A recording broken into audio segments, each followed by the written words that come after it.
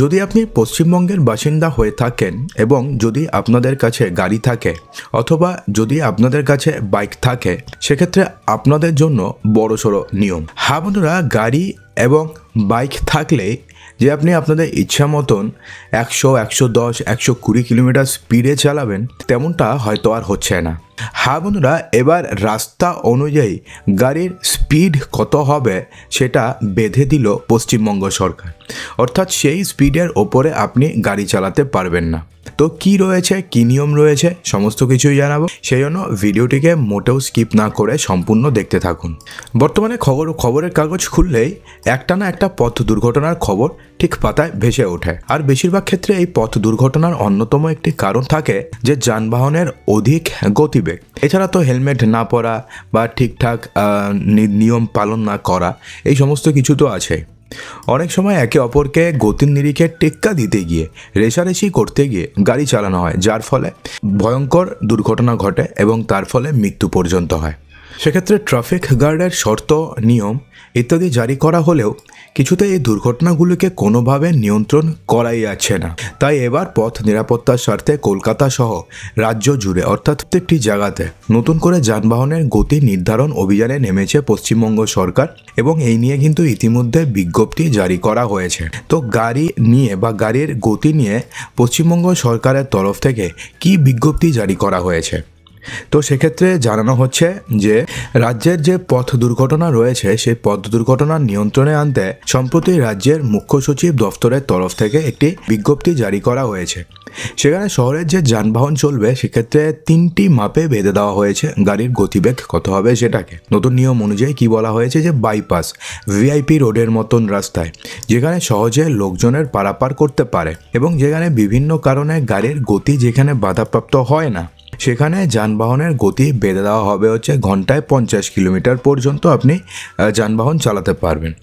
পাশাপাশি যে সমস্ত রাস্তা রয়েছে যেগুলো ঘিঞ্জি জায়গা, অর্থাৎ যেখানে লোকজনেরা পারাপার বেশি থাকে, যেখানে প্রচুর সংখ্যায় টোটো থাকে, প্রচুর সংখ্যাতে অটো রিক্সা থাকে, মিনি ট্রাক থাকে, রিক্সা, এই সমস্ত কিছুর যে ক্ষেত্রে গ্যাঞ্জাম বেশি থাকে, সেখানে গাড়ি ঘন্টায় 30 থেকে 40 কিলোমিটার গতিবেগে চলতে পারবে।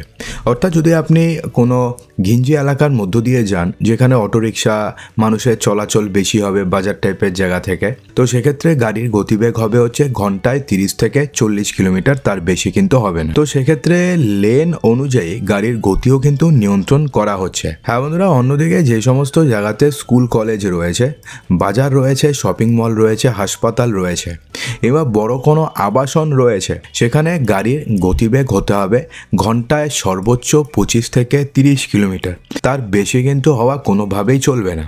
এছাড়াও যদি 2 থেকে 3 লেনের রাস্তা হয় এবং যদি motor bike, autorickshaw, mini truck এবং টোটোর মতন গাড়ি ওই রাস্তা দিয়ে চলাচল করে এবং মোট যানবাহন যদি 10% নিচে হয়, সেক্ষেত্রে বাস এবং ট্রাকের গতিবেগ হবে ঘন্টায় 60 থেকে 70 কিলোমিটার।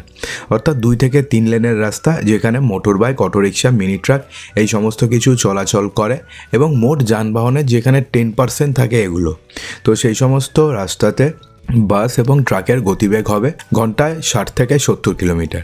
এবং রাস্তা দুদিকে যদি 3টি করে লেন দেওয়া থাকে এবং অটোরিকশা, রিক্সা কিংবা টোটোর জন্য যদি আলাদা লেন থাকে, অর্থাৎ এগুলোর জন্য আলাদা লেন করে দেওয়া রয়েছে, এবং তাহলে সেই সমস্ত যে রাস্তাগুলো রয়েছে সেই সমস্ত রাস্তা দিয়ে বাস এবং ট্রাক প্রতি ঘন্টায় 80 কিলোমিটার গতিতে ছুটতে পারবে।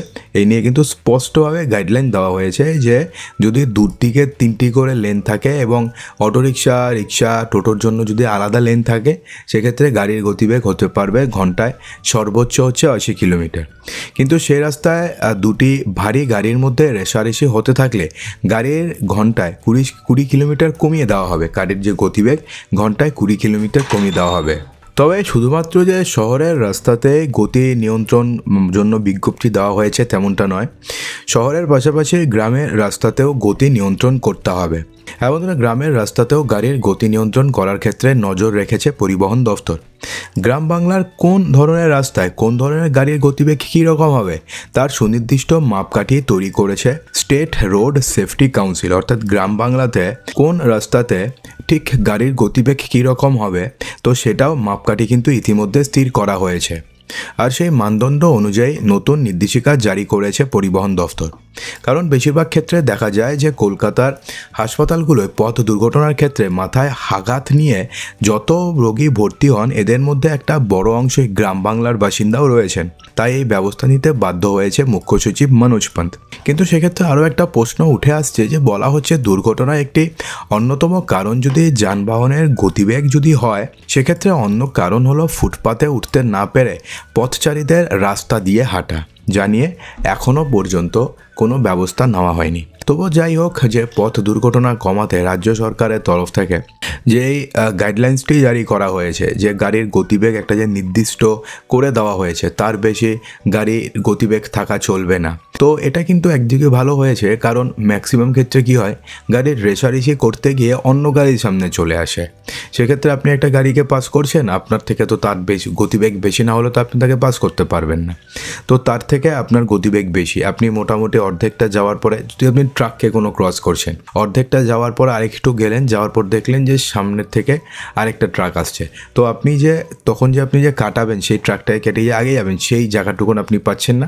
সেই সময় আপনি স্পিড কমিয়ে দিচ্ছেন, তো পিছন থেকে আপনাকে তখন কেউ মেরে দেবে, বা আপনি যদি সামনে যান তো আপনার তো সেই সময় তো আপনার অ্যাক্সিডেন্ট তো মানে হবে অবধারিত। তো এই সমস্ত যাতে না হয়, অর্থাৎ আপনি একটা গাড়ি যদি একটা 70-80-তে যান, এবার একটা ট্রাকও যদি সেই সময় যদি 70-80-তে 60-70-এ যায়, তো সেই সময় আপনি যদি তাকে ক্রস করতে যান তাহলে আপনার গতিবেগ সেক্ষেত্রে মোটামুটি তো 100 পার হতে হবে, নাহলে তো আপনি তাকে ক্রসই করতে পারবেন না। তো সেক্ষেত্রে এই সমস্ত কিছুতে কিন্তু দুর্ঘটনা তখন মারাত্মক হয়, মানে দুর্ঘটনার যে ইম্প্যাক্টটা হয় হেভি ইম্প্যাক্ট। আপনি তো আপনার গাড়ি তো যাবেই, তো সেক্ষেত্রে যে লোকটা ভালোভাবে আসছে তার গাড়িও যাবে। যদি টু ওয়ে না হয় সিঙ্গেল ওয়ে যদি হয়, তো সেক্ষেত্রে তো দুর্ঘটনাটা বেশি হয়। তো এই সমস্ত কিছু যদি না হয়, সেই কারণেই কিন্তু এই নতুন নিয়মটি জারি করতে চলেছে। তো এই নিয়ম নিয়ে আপনাদের কি বক্তব্য রয়েছে? কারণ যা বলেছে যে গাড়ির গতিবেগ, সেটা তো ঠিকই রয়েছে। তো আপনাদের কি মনে হয় অবশ্যই কমেন্ট বক্সে জানাতে ভুলবেন না। আর যদি ভিডিওটি ভালো লাগে, ভিডিওটিকে লাইক করবেন, বন্ধুদের মাঝে প্রচুর শেয়ার করবেন এবং চ্যানেলটিকে সাবস্ক্রাইব অবশ্যই করবেন। তো দেখা হচ্ছে আমাদের আগামী ভিডিওতে আরও কিছু ইম্পর্টেন্ট নিউজ নিয়ে। ততক্ষণের জন্য ভালো থাকবেন, সুস্থ থাকবেন।